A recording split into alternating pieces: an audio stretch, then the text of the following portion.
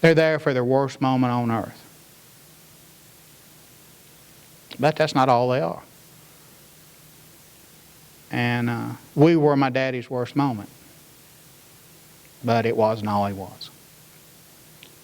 So, I went looking for the rest of him. And the reporting was very simple.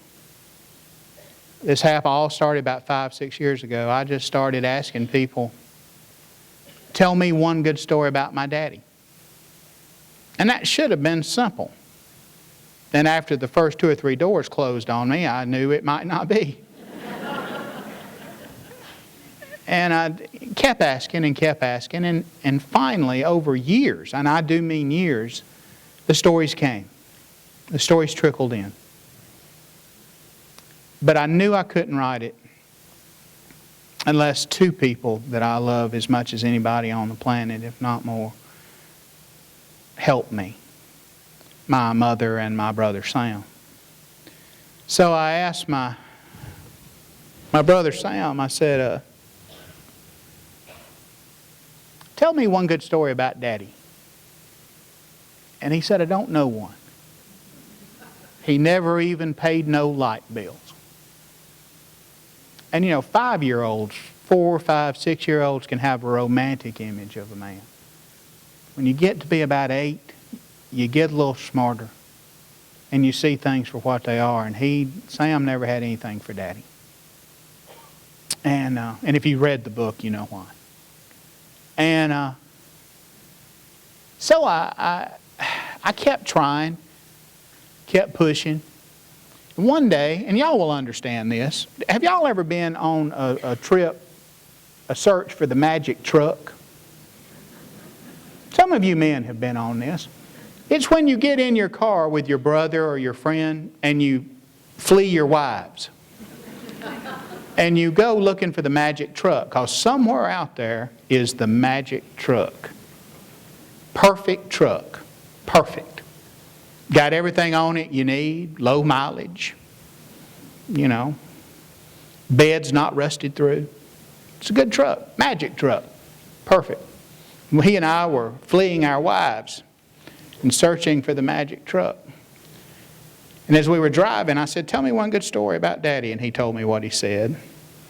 And I pushed him and pushed him and pushed him.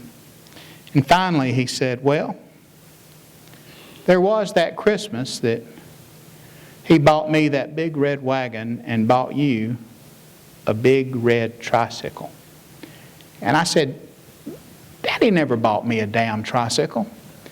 And damn and tricycle are 2 words that should never be used in tandem. They should never be used in the same sentence. And he said, yes, he did.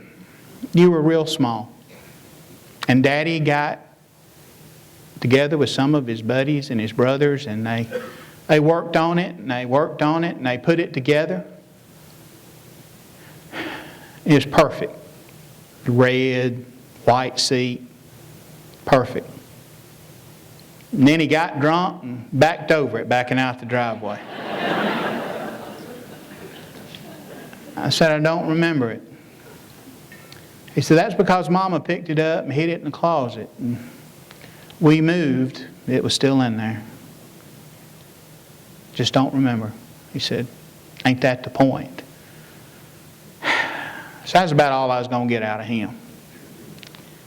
But my mom, I needed so much more. And I asked her, tell me one good story about Daddy, just one. She said, did you hear I got a raise on my Social Security? I said, waited, you don't push, Mama. So I waited a couple of weeks. Asked her again. She said, did you hear that a snake fell through a hole in your Aunt Gracie Juanita's living room ceiling? Almost landed in the lap of your Uncle Ed. And I said, well, that's a fine story, Mama, but it's not what I asked you. And it went on like that for 1 full year. I asked her, and she'd talk about something else. One day, completely unsolicited, when I had given up, she just just sat in her chair watching the news. My mama's bedtime routines are, and some of y'all will recognize this, my mama's bedtime routines are the same. She gets a glass of water, watches the news, tries to catch the one that comes on at 9 so she won't have to stay up late, and reads the weekly paper. In a world of streaming 24-hour news, a daily paper moves too fast for my mother, so she reads the weekly paper. And then she'll nod off, and then exactly 5 seconds later, she'll get up and go to bed. And I thought she was asleep, and she raised her head and said, there were the letters. And she went on to talk about how Daddy had done time in the city jail, the county jail, state, and the federal stockade in Norfolk, Virginia. Daddy was an equal opportunity inmate. Daddy was in the federal stockade because he decided not to be a Marine no more. We do things like that. There are 3 kinds of people in the world. And think about it, and you all know them. There are the people that do right all the time. And you might be one of them people. People do right all the time. And then there are the people who do right when they can. And then there's us. Daddy made his own rules. So while he was incarcerated, he would write my mama these letters.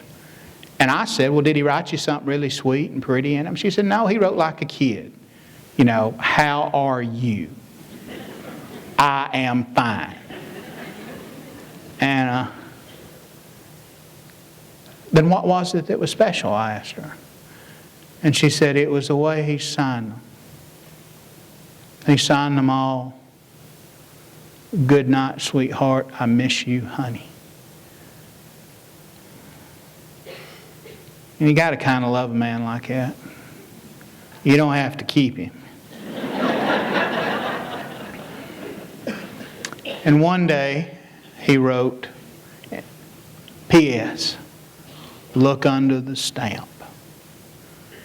And you know, back then they made stamps to stay. And she steamed it off and peeled the stamp off. And underneath in tiny letters he had written, I love you. And she peeled it off 100 letters, and he'd written it 100 times. So that was my story. That was my beginning. And I could do it then. I knew I could do it then. But the best thing I got from her might be her description. I believe you write in color. I tell my students that you write in color. Telling people doesn't mean nothing.